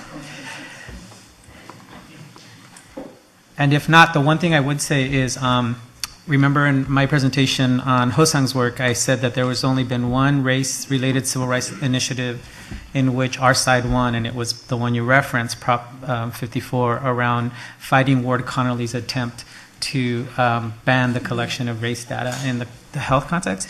What's interesting about that chapter is that the author describes that victory actually came on really unstable terms that did some of the moves that I was describing here. And I think that whatever we're facing, part of our job is to look at the toolkit and ask, is this a tool that's going to ultimately lead to what you're talking about, which is liberation, rather than a prescription about how certain things are done by the government. And I think that ultimately resonates with the theme that was just mentioned in the other response, which is, are we about solidarity? Are we about a different value when we're doing the work that we call community organizing? And if not, I think at the minimum what we have to be able to do is to name the seduction for what it is, and to be able to acknowledge that when money comes with certain strings and it changes our behavior, that has also a dynamic and a set of words that can be used to describe it. And so I think that the theme of self-determination, of solidarity, of collectivization that underlies much of what we're up here seeing ourselves doing is part of where the excavation has to be. Okay, I'm going to add really there too, even though you didn't ask me, you asked the panelists. We did a hearing this summer. Kimberly Crenshaw, Priscilla Chen, and I co-chaired a hearing about girls of color in the criminal justice system here in LA County, because we don't have that type of data. So this is the issue. We have the data. The data doesn't speak what we want it to, it doesn't tell us what we need it to tell us. So we need the data to not just be the numbers. We need the data to be more than the numbers. And I know for me that's a struggle of how to define that and how to unpack that. Because Central will tell me that the average stay of kids at Central Detention Facility is 21 days. That's the average stay. I know that there are kids there that are there 2 years. So I need to figure out how they're collecting that data and unpack the data and have the data be footnoted with narratives.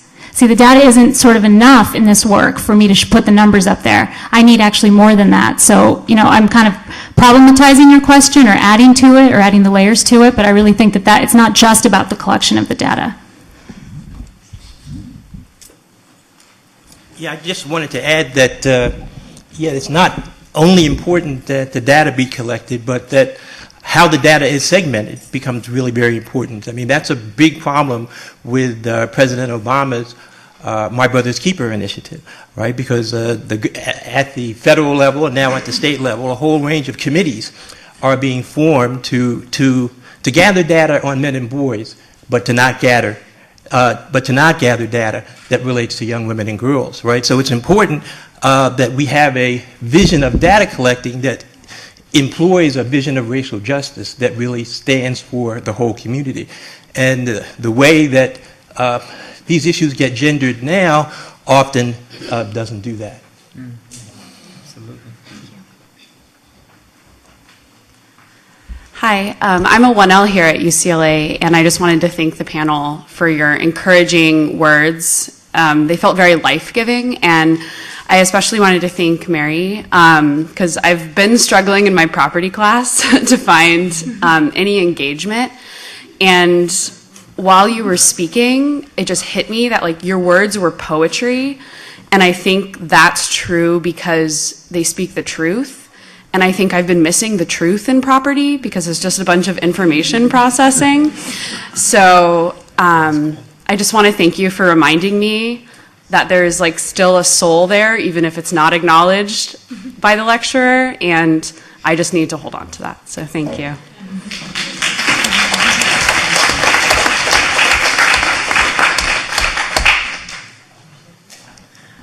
My name is Sahar Aziz. I'm from the Texas A&M School of Law. I want to thank you all so much for your insightful comments. I wanted to ask you about something in the future. So there are predictions that by, I think, 2043, the United States is going to be what they call a minority-majority country, where essentially I'm interpreting that as non-whites will be more than 50% of the population. I may have my numbers wrong on 2043, but I'm curious to know what you think that's going to do in terms of affecting these issues. And if I can throw out some hypotheticals that are somewhat concerning, is are we going to have a country where you have a minority ruling a majority, which happens in many nations? Or are we going to have a country where you have a small group of the majority, which in this case will be the non-whites, working with the minorities to perpetuate a system that subordinates the majority, similar to the colonialist era, or will you have something completely different? But I'm curious to know kind of your thoughts on what the future holds, because I don't think that we can conclude that simply by being numerically a majority that suddenly white privilege or whiteness as property is automatically going to change, and so how that is going to affect these theories of subordination, these realities of subordination that we discuss, and how it's going to affect racial hierarchy and intra-racial conflicts. I come from a state that's always been majority non-white, and the numbers are not what determines the politics. I think historically that's true. You know, you allude to the colonial situation. It's so easy to just buy people. But I think the bigger problem that I see is that increasingly the powers that decide what happens in our local communities aren't even in Washington, D.C. and Wall Street anymore. It's global capital, and it's not accountable to us. I think that our analysis is going to have to go way beyond the demographics to understand that. At the same time, the demographics is an opportunity for organizing. You know, we have to work really hard at educating our own communities. You know, for me as an Asian American, I belong to a community that really could go either way politically. You know, it could really understand the ways in which racial subordination affects our community, or it could decide to try and pursue the holy grail of honorary whiteness. So I don't want to say that we shouldn't be organizing at that level. We should, but I think we really have to have an eye on the way in which power is now so diffuse, and that these money centers that are often offshore are going to affect our lives, and we're going to have to figure out a global strategy of global solidarity to respond to that.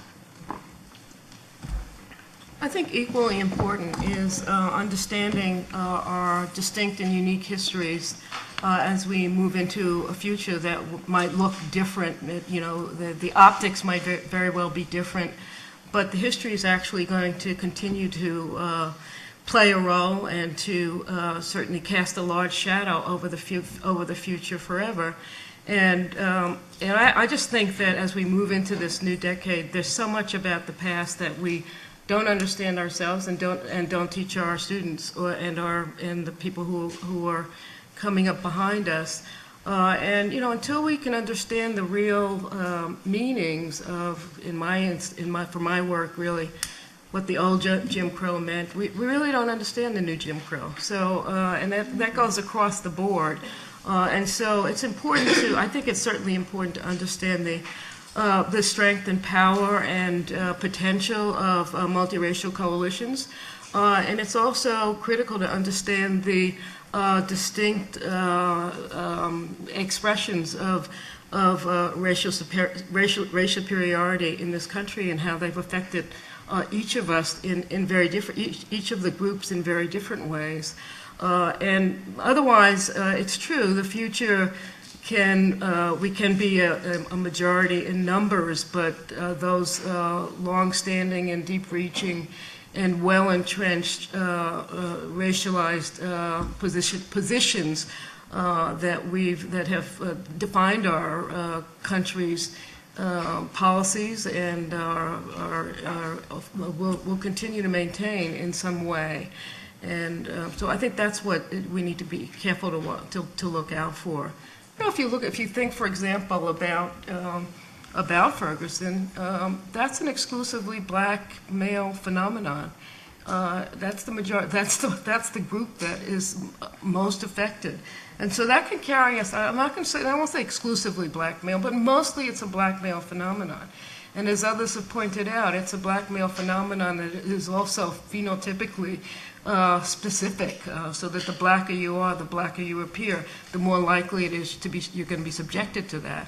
And so until that disappears, and I don't see that happening even when we do become a majority-minority country. It's easy to become a majority-minority country and still to still maintain that kind of criminality that's associated with blackness, the distance from blackness that has defined our country as long as all of us have been around and 200 years before.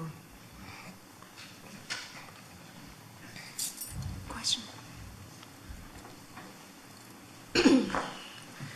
Hello, thank you so much for this panel. It was really an amazing conversation that I think we're having. My name is Tonica Chapman, and I come from actually the education perspective, which hasn't really been a large highlight of the conference, but in bringing this and talking about legal praxis from an educator's point of view, the law has shaped education, right? It has created the schools as we know it. It's created with Milliken the white ring that has, bound us in urban spaces and in segregated classrooms once again. But with Brown 1 and 2, it was a proactive movement, a proactive agenda from legal forces. And I want to ask you all, do you see a larger proactive legal agenda coming forward from your different areas of work? What is the larger legal piece that doesn't put the burden on young people to be in the streets, doesn't put the burden on families to have to continuously try and reiterate and stay current in the media, but works with those groups in a supportive and also a leadership position to move items forward in the way that we'd like to see those move for racial justice? Well, I know I just spoke, but I'll say something else about that. And I'll say that there's a duality there that always has to exist, because without people in the streets, the legal processes, the progressive legal processes have no basis, they have no core, they have no direction, they have no, they have no drive. You have to have this, unfortunately, you always have to have people in the streets, and that goes back to what Mary said earlier. is that the imperative for us as lawyers, as people who are using and trained in these tools and can use them, is to understand the alternative ways of speaking truth to power and seeing them as equally effective and equally, if not more effective than what we can do with our legal tools. So that I don't think is going to change. I do think that as lawyers, the decisions we make about the emphasis that we want to place on one avenue versus another become important in terms of the coalescing with activists who are on the streets. And those decisions, the kinds that we're talking about in these fora, are critical, and they do shape the direction of future movements. So you mentioned Brown versus Board of Education. Of course, Brown is both a cultural product, but it's also a legal product that pointed us in a certain direction. And as critics have long said, there was no reason to go in that direction. We could have gone in many other directions. It could have been, at the moment of Brown or in the 1940s and 1950s, the legal movement could have been focused on, for example, labor solidarity, black and white labor solidarity, and increasing the power and drive of the labor movement and labor rights rather than integration. Instead of looking at integration, we could have looked at economic rights and means of using law to support economic rights. So with every one of those choices, we are eliminating other possibilities as far as the progressive movement is concerned. I think that's the most important thing for us to be aware of as lawyers. I'll just say quickly that one of the things that I put in the materials is an article about how DACA happened and in 2010. And I think everyone who worked on DACA and sort of claims some small sliver of credit for it understands that DACA happened because of Dreamer activists. It wasn't, and it was really a lot of different things having to do with sit-in type of activism, but also trying to arrange meetings with White House staff and really driving this. And so I think that taught a lesson to everyone who is on the board of a nonprofit as I am, or works in the staff of a nonprofit and sort of is part of the professional lawyer progressive community. At the same time, though, I think that in the end, a lot of that and the sustainability of that kind of movement has to do with a lot of sensitivity and awareness of everyone in there, everyone working on something like administrative relief, that it's really going to take both. It's going to take a conceptual framing, but it's also going to take the people who are willing to lay down the street on an issue like that as literally has happened. Last question. Go ahead, Puri.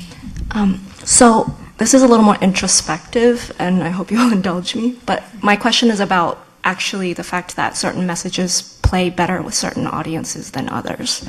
Because the truth is, I personally find it much easier to, I guess, win minds and hearts with people who absolutely believe the diametrical opposite from me.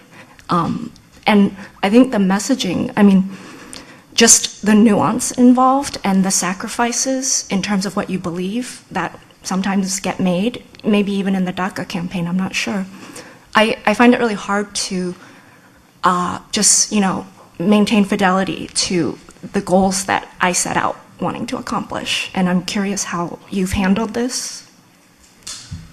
I found it really difficult. And some of it is very, as you said, this really is a balancing of the pragmatic and trying to be true to your sense, not just out of some sense of self-worth, but also to have the strength to keep going and to understand why you're doing this. Some of this may feel like, I've just confessed to you, some of this may feel like a little bit of a cop-out, but some of it is to come up with ways of saying things where you're not, ultimately, it's about understanding conceptually what you're doing, seeing the different strands, and understanding that for some audiences I may not say something, but I'm not going but just because it's that audience that I'm playing to, I'm not going to say something that contradicts anything else I think. It's really more a matter of emphasis. I'll give you a very basic example of this is advocacy in general for the DREAM Act as opposed to legalization and comprehensive immigration reform. I mean, a lot of DREAM Act advocacy valorizes kids who are innocent. But in that kind of rhetoric makes it look like the parents are the ones who are guilty. And I've tried in everything I've written on the DREAM Act, I've really tried extremely hard to completely, if you read stuff on this that I think is artfully done, it really goes out of its way, though in a way that you might not really see unless you really look for this. It really goes out of its way to make an argument that applies equally to the kids and to the parents. But the focus of it is the advocacy for the DREAM Act. This is also a piece of how you advocate for administrative relief. But you know, I think you face this a lot. I face this a lot in dealing with what I would call the mainstream press. You know, because they'll ask me, well, what about this? I'm really trying so hard to make an argument that's consistent with everything I've written. But I know that their concern is a particular sort of argument. And so what I often do is I basically make in a relatively compressed way. So I published several things, including some policy-oriented stuff, but I've also talked to a lot of press on administrative relief. And I've always tried to emphasize DACA as an anti-discrimination device.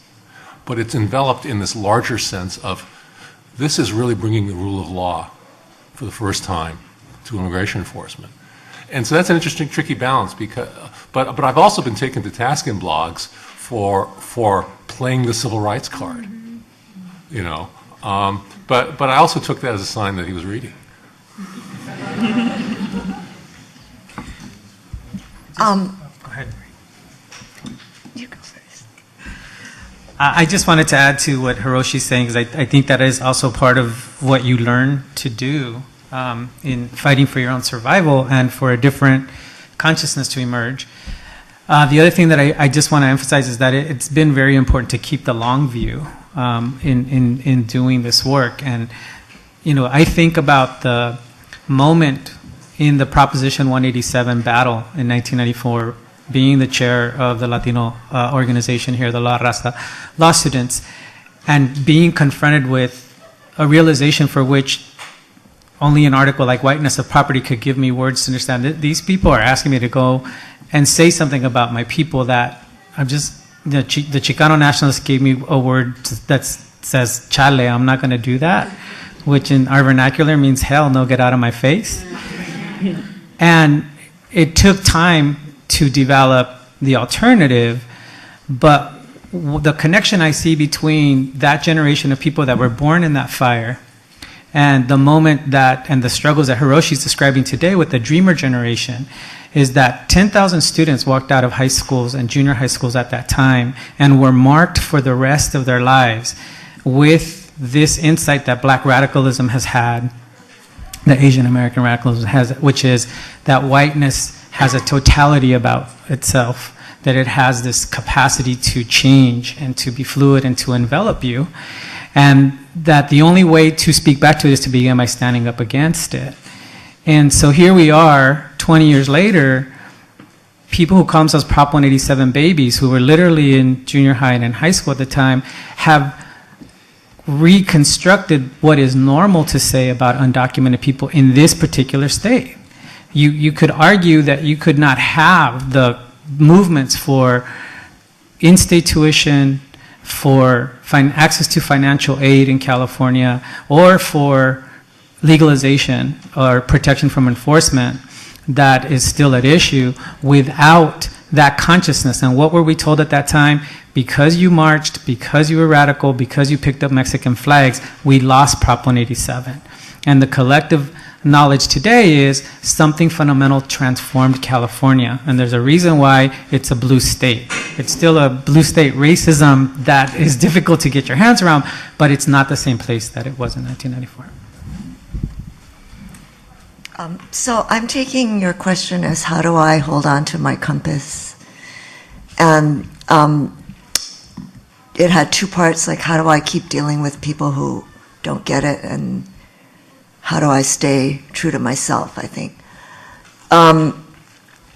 So on the how you keep going side, I'm looking out at this room and I just feel like, why wouldn't you want to be at this party instead of the party that's usually here, where the room does not look diverse and where there's some guy up here droning on and on about blackacre and a bundle of sticks.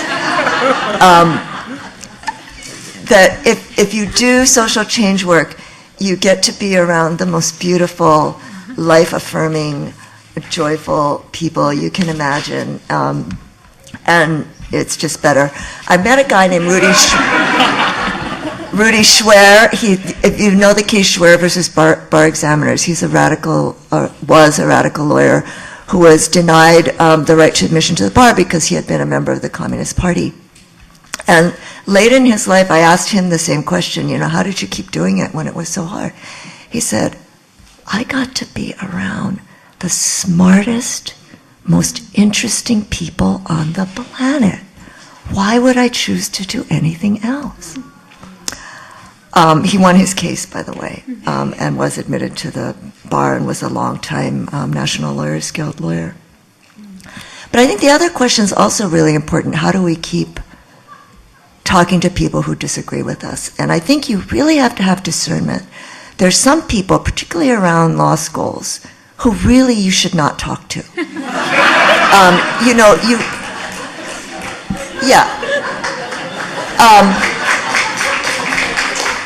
I get these invitations all the time, let's debate racism, right or wrong, or, war, good or bad. And I said, no, I don't debate people who don't start from my premises. It's a waste of my time.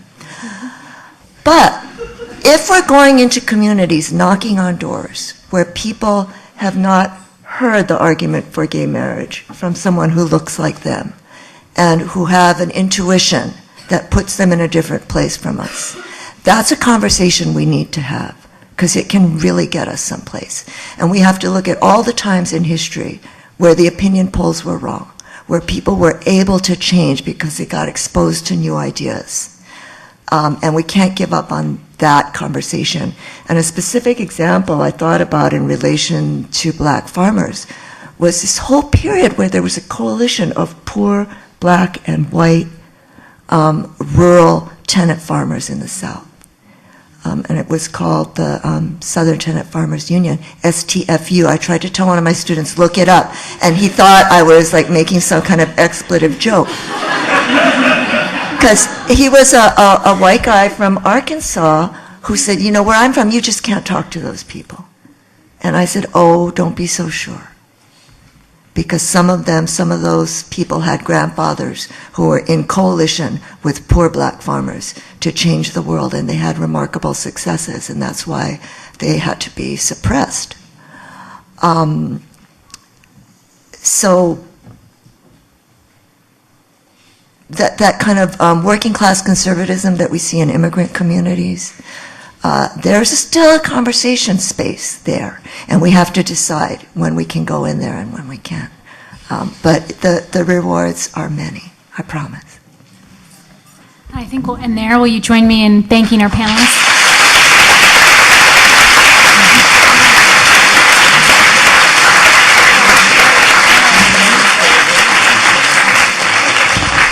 So I just want to let you know that we have lunches outside. They're box lunches that you can bring back inside here. We'll be starting at approximately 1:15. In case there aren't any seats left in here, there will be an overflow room next door. So I urge you to bring your box lunches back in here.